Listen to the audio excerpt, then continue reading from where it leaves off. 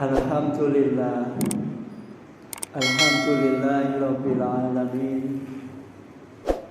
Walladzi anzala sakinata fi qulubil mu'minin liyazdadu imanan ma'a imanihim. Asyhadu an la ilaha illallah al-malikul haqqul mubin wa asyhadu anna Muhammadan abduhu wa rasuluh as-sadiqul wa'dil amin. Allahumma salli wa sallim wa barik ala Muhammadin wa ala alihi wa ashabihi ajma'in. Faya ayyuhal hadirun rahimakumullah, usikum wa nafsi bitaqwallah.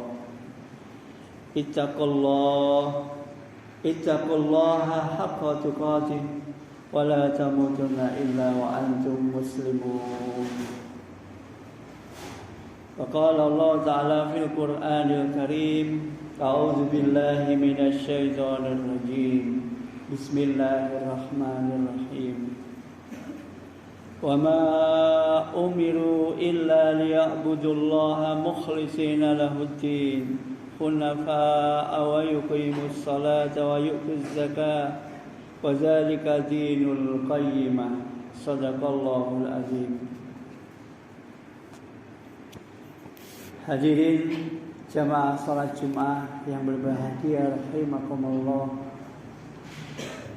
Alhamdulillah, bersyukur kita di hari yang cerah, cuaca yang indah. Pada hari ini kita bisa menghadirkan hati untuk menggugah semangat kita mentaati perintahnya, memenuhi panggilannya.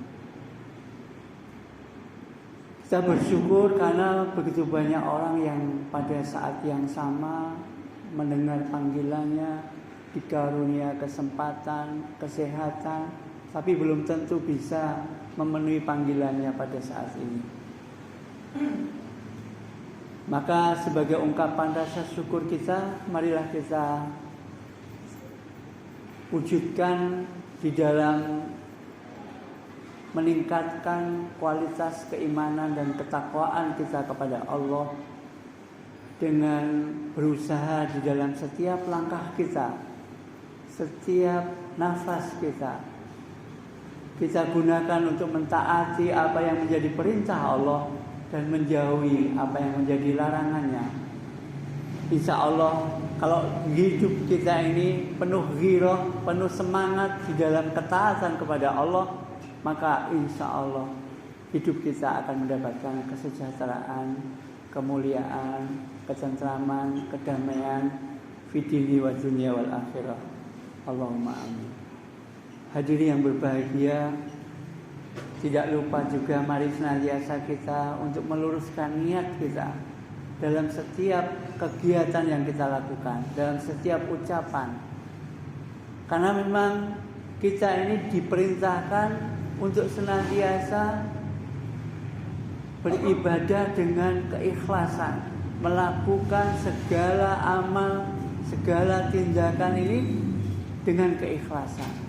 Sebagaimana yang tadi saya bacakan dalam surat Al-Bayyinah ayat yang kelima. A'udzubillahi minasyaitonirrajim. Bismillahirrahmanirrahim. Wa ma umiru illa liya'budullaha mukhlishina lahuddin hunafa wa yuqimus shalah wa yu'tuz zakah wa dzalika dinul qayyimah. Shadaqallahul azim. Dan tidak aku utus kalian ini untuk beribadah dengan keikhlasan, senantiasa menjalankan sholat, menunaikan zakat, dan demikianlah agama yang benar. Hadirin yang berbahagia, ikhlas itu secara bahasa berarti bersih. Secara istilah dalam Kamus Besar Bahasa Indonesia adalah membersihkan hati untuk menuju kepada Allah. Apa saja yang kita lakukan, apa saja yang kita ucapkan, itu senantiasa hanya tertuju kepada Allah. Inilah yang berarti ikhlas. Ikhlas berarti tidak ada hubungannya dengan terpaksa, Karena lawan kata ikhlas itu artinya riya. Sehingga kita sering mendengar, ya sedikit tidak apa-apa, asal ikhlas daripada banyak tetapi terpaksa. Ikhlas tidak ada hubungannya dengan terpaksa. Apa saja yang kita lakukan, kalau itu dengan sukarela atau dengan terpaksa, asalkan hanya tertuju kepada Allah, itu bisa dikatakan ikhlas. Maka marilah kita usahakan apa yang kita lakukan, apa yang kita ucapkan, tidak ada niat kecuali hanya tertuju kepada Allah. Inilah yang menjadikan amalan kita ikhlas. Para ulama bahkan menggambarkan ikhlas itu seperti ruh bagi amal. Karena apa yang kita lakukan, apa yang kita kerjakan, apa yang kita ucapkan, kalau tidak didasari dengan ikhlas, seperti jasad yang tanpa ruh, tidak akan berguna, mungkin merepotkan, bahkan lama-lama kalau disimpan menjadikan bau. Sehingga ikhlas ini menjadikan amal kita ini bermanfaat, berguna atau tidak. Hadirin yang berbahagia, para ulama banyak memberikan permisalan bagi amalan yang ikhlas. Yang pertama, ikhlas itu seperti orang yang berjalan di atas pasir. Tidak terdengar langkahnya, tapi sangat jelas jejaknya. Maka orang yang bertindak, beribadah dengan ikhlas itu tidak akan gentar meskipun orang lain tidak mendengar apa yang dia lakukan. Karena dia yakin jejak langkahnya itu pasti terlihat. Bahkan ada ulama yang mengatakan orang yang ikhlas itu seperti akar bagi tanaman, terpendam sangat dalam, tapi bisa menyuburkan, mengokohkan, menjadikan bunga, bahkan membuahkan. Maka amalan yang ikhlas itu meski tidak terdengar, tidak terlihat, bahkan ditumpuk-tumpuk oleh amalan yang lain, perbuatan orang lain, dia tidak akan gentar. Karena orang yang ikhlas itu meskipun terpendam, tapi ia yakin amalnya itu akan menumbuhkan, mengokohkan, membuahkan hasil yang sangat bermanfaat bagi orang banyak. Ulama yang lain mengibaratkan amalan yang ikhlas itu seperti pondasi bagi bangunan. Ia berada di letaknya paling bawah, tetapi menyangga seluruh beban bangunan. Tidak mungkin suatu bangunan tanpa pondasi. Bahkan kalau pondasinya pun tak kuat, maka bangunan itu akan mudah roboh. Jika keikhlasan kita itu seperti bangunan, meskipun tertumpuk, meskipun mendapat tekanan, meskipun mendapat himpinan, memikul semua beban, tetapi kita yakin keikhlasan itu akan mengokohkan amal kita, akan menjadikan amal kita ini kuat, tak lekang oleh panas, tak lapuk oleh hujan. Hadirin yang berbahagia, betapa pentingnya keikhlasan itu. Ada ulama yang lain mengibaratkan amalan yang ikhlas itu seperti kelapa bagi masakan. Kalau kita tahu masakan, misalkan mangga itu dibikin masakan, maka ketika jadi akan disebut jus mangga. Demikian juga nanas. Kalau dia jadi misalkan rujak, akan dinamakan rujak nanas. Tapi mana ada masakan yang bernama kelapa, kecuali paling-paling kelapa muda. Dia akan minta disebut namanya kalau masih muda. Memang orang muda kadang-kadang pengen ditampakkan namanya. Tapi ketika kelapa sudah tua, ia menjadi rendang, pasti tidak disebut rendang kelapa. Padahal kita tahu bahwa rendang tidak mungkin terasa enak tanpa adanya buah kelapa. Kalau jadi gudeg juga tidak dinamakan gudeg kelapa. Meskipun kita yakin bahwa gudeg itu tidak akan enak tanpa adanya kelapa. Hadirin yang berbahagia, bagi seorang yang ikhlas itu bukan ingin disebut namanya, tetapi ingin nampak manfaatnya bagi siapa saja. Memang tidak disebut, tidak diketahui, tetapi berdampak pada apa yang ia lakukan itu bermanfaat bagi siapa saja. Inilah bagi orang-orang yang amalannya ikhlas. Tetapi sangat berbahaya orang-orang yang amalannya tidak ikhlas.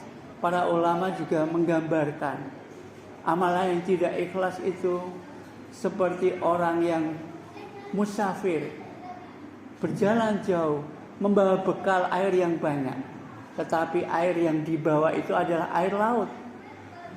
Maka ketika ia membutuhkan, ketika ia haus, ia meminumnya, bukannya menghilangkan rasa hausnya, tapi menjadikan dia jauh lebih haus. Dan ketika membawanya itu menjadikan ia beban. Ia merasa seolah-olah sudah membawa bekal yang banyak, bahkan bekal itu memberatkannya, tetapi bekal itu tidak bermanfaat baginya, bahkan menjadikannya dia lebih sengsara. Ketika kita beramal tidak ikhlas, maka amal itu akan menjadikan kita beban yang lebih berat. Mungkin hanya mendapatkan omongan yang baik dari orang-orang. Wah, dia hebat, musafir tapi membawanya bekal yang banyak.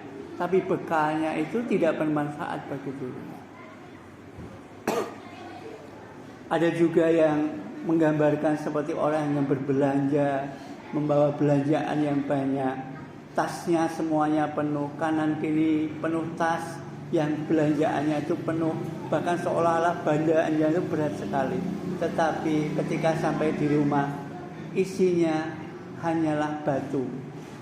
Ia membawa demikian karena ingin mendapatkan pujian dari orang yang melihatnya. Wah, sangat beruntung ia belanja yang sangat banyak. Beruntung juga keluarganya. Tetapi sampai di rumah, beban itu tidak membawa manfaat sama sekali, bahkan memberatkan langkahnya. Hadirin yang berbahagia, maka senantiasa kita ini diajak untuk meluruskan niat kita. Senantiasa apa yang kita kerjakan itu harus senantiasa kita tujukan kepada Allah semata. Inilah yang akan menjadikan setiap amal kita, setiap perbuatan kita bermakna, baik di dunia, di hadapan manusia, maupun di akhirat nanti di hadapan Allah. Kalau saya selaku guru matematika, maka ikhlas itu ibarat angka 0. Ikhlas itu harus diletakkan ketika kita sudah selesai melakukan perbuatan atau mengucapkan satu perkataan. Sebagaimana angka 0 bersih. Kalau angka 0 itu diletakkan di depan bilangan, berapapun banyaknya angka 0, kalau di depan bilangan dia tidak akan bernilai. Misalkan angka 1, depannya diletakkan angka 0, 1, maka dia bernilai tetap 1. Semakin banyak juga tidak akan menambah nilainya, tapi akan sangat berbeda jika angka 0 itu diletakkan di belakang bilangan.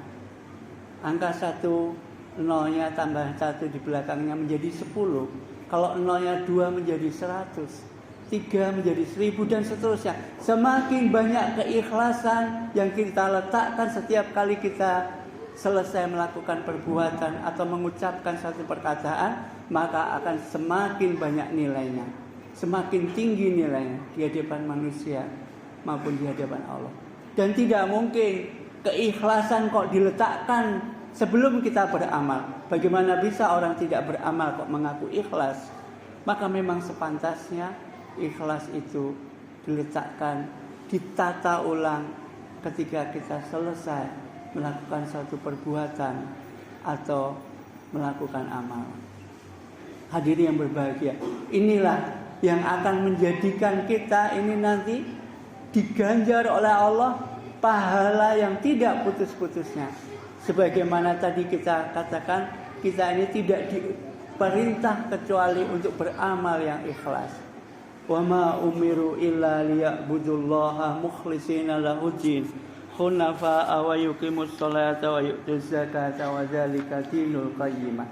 Orang-orang yang seperti ini nanti keikhlasannya akan menjadikan dia itu diganjar amalan yang tidak putus-putusnya. Bahkan ketika di dunia pun dibalas falahum ajrun ghairu mamnun. Di akhirat nanti akan dimasukkan ke dalam surga yang khalidina fiha abada. Innalladzina amanu wa amilus solihati ulaika hum khairul bariyah jazaohum inda rabbihim jannatu adnin tajri min tahtihal anhar khalidina fiha abada. Al-ayat. Hadirin yang berbahagia, maka marilah jika niat kita ini senantiasa di dalam keikhlasan Allah, keikhlasan menuju kepada Allah, maka seandainya pun kita dipanggil oleh Allah, maka kita senantiasa dalam keikhlasan juga.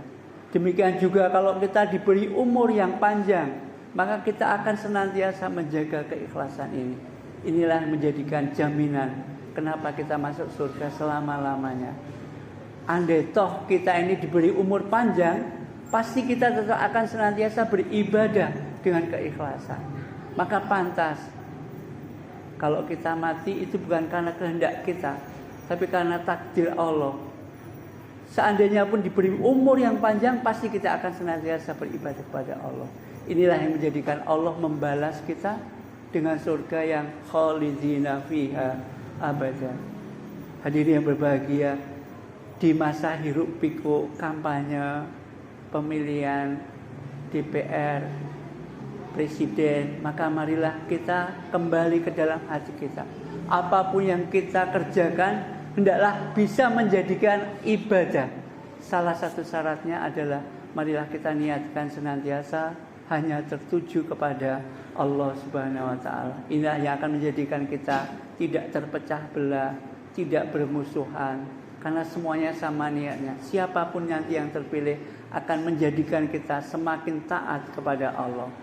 Inilah yang akan menjamin kita, negara kita menjadi negara yang badatun, thayyibatun, wa rabbul ghafur. Barakallahu li wa lakum fil Qur'anil azim wa nafa'ani wa iyyakum bima fihi minal ayati wa zikril hakim. Wa taqabbal minni wa minkum tilawatahu astaghfiruhu innahu huwal ghafurur rahim.